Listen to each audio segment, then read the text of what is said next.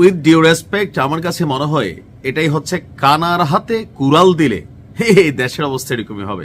আমি দেশের অবস্থা এই কারণে বললাম, বাংলাদেশ জাতীয় ক্রিকেট দল এটার কিছু সিস্টেম আছে, আন্তর্জাতিক কিছু রুলস আছে, আর আন্তর্জাতিক ক্রিকেটে এই সিস্টেমের বাবা হচ্ছে কে? ভারত। আইসিসি ভারতের অনুগামী, এটা আমরা কেউ জানি না যে আইসিসির কি নিজস্ব কোনো স্বাধীনতা আছে? চামচামি ছাড়া আইসিসি স্বতন্ত্র কোনো সিদ্ধান্ত নিতে পারে না, সেখানে ভারত বড় ভূমিকা রাখে। কারণ বিশ্বব্যাপী ক্রিকেটের যে ব্যবসা, আইপিএল বা আরো বিভিন্ন ইস্যুতে একচেটিয়া দায় আপনার খাটাচ্ছে আইসিসি। তো সেখানে বাংলাদেশ যে ভূমিকাটা হঠাৎ করে নিল, আসিফ নজরুল স্যার ভাঙ করে তিনি এসে বইলা একটা কথা বইলা ফেললেন, এরপর এটা নিয়ে নানান কথা শুরু হয়ে গেল, এক একজন এক এক রিয়াকশন দিল মুস্তাফিজের আইপিএল খেলাকে কেন্দ্র করে। আমি প্রথম থেকে না করছিলাম যে মুস্তাফিজের উচিত আইপিএল এ না যাওয়া, গিয়া যখন ওইখান থেকে ভারতের জনগণ তার বিরুদ্ধে বিদ্রোহ করছে, তো ওই দেশের ক্রিকেট দল শাহরুখ খানের যে টিম তারা তাকে বের করে দিছে। তো বের করে দেওয়ার পর বাংলাদেশ এটাকে অপমান মনে করছে।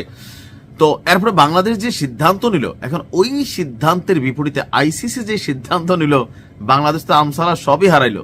এখন এই সিদ্ধান্ত গ্রহণে তামিম ইকবাল কিন্তু একটা ওয়ার্নিং দিয়েছিলেন, বলছিলেন যে বেশি বাড়াবাড়ি ভালো না। কেন ভালো না? আইসিসিতে ভারতের একচেটিয়া আধিপত্য, এটা আমরা সকলেই জানি।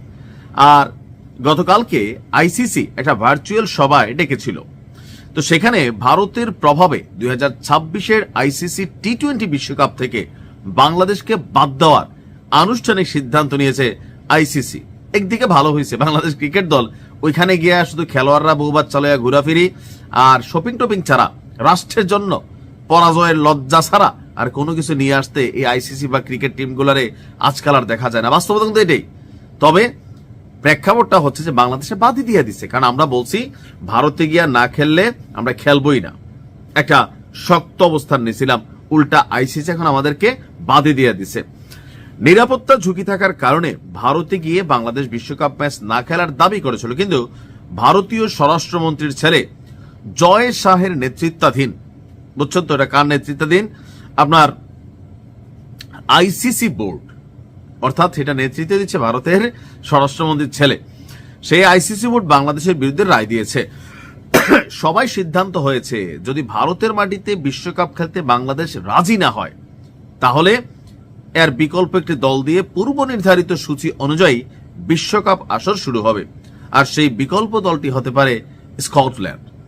বিশ্বকাপে খেলা না খেলার সিদ্ধান্ত আপনার আগামী 24 ঘন্টার মধ্যে আইসিসিকে জানাইতে হবে।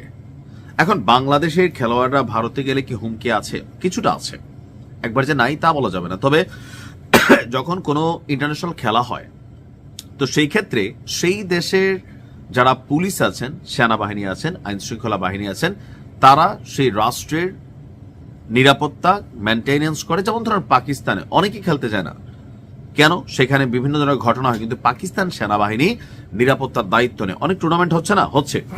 তো তদ্রুপ আইসিসি বলছে যে বাংলাদেশ যে নিরাপত্তার ঝুঁকির কথা বলছে, আসলে সেখানে বিশ্বাসযোগ্য কোনো হুমকি খুঁজে পায়নি, এটা মনে করতেছে বাংলাদেশ। কারণ আমরা বাংলাদেশের থেকে মনে করতেছি ভারতে গিয়ে এরকম করলে আমরা মাইর দিব, বাট এই যে মাইর দিবে কেউ কি হুমকি দিছে কোনো অর্গানাইজেশন? আইসিসি বলছে না, তেমন কোনো হুমকি বাংলাদেশকে দেওয়া হয়নি। বাংলাদেশের অনুরোধ রেখে বিশ্বকাপের ম্যাচ শ্রীলঙ্কায় সরিয়ে নিলে আইসিসি টুর্নামেন্টের মর্যাদা হারাবে এবং আইসিসির নিরপেক্ষতা নিয়ে প্রশ্ন উঠবে।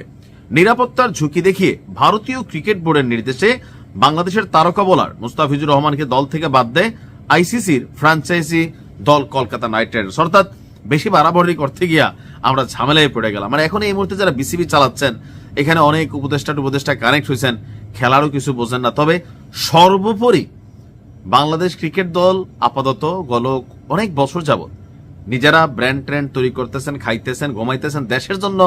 ওই 100টা ম্যাচ খেললে 2-1টা জিতে, আমার মনে হয় যে খেলাটেলা বাদ দিয়া ওনাদেরকে অন্য কোনো কাজে লাগাই দিলেও চলবে। কারণ এক একজন মোরল হন, ব্যবসা বাণিজ্য করেন, কিন্তু রাষ্ট্রের জন্য জয় খামাখা ভাই ক্রিকেট টিম পাইলে আসলে সত্যি কথা লাস্ট কয়েকটা বছর মানে খেলা দেখতে গেলে মেজাজ গরম হয়ে যায়। হাতে থাকে অনেক কিছু ভাঙ্গা ফেলছে এই পর্যন্ত খেলা দেখতে গিয়া।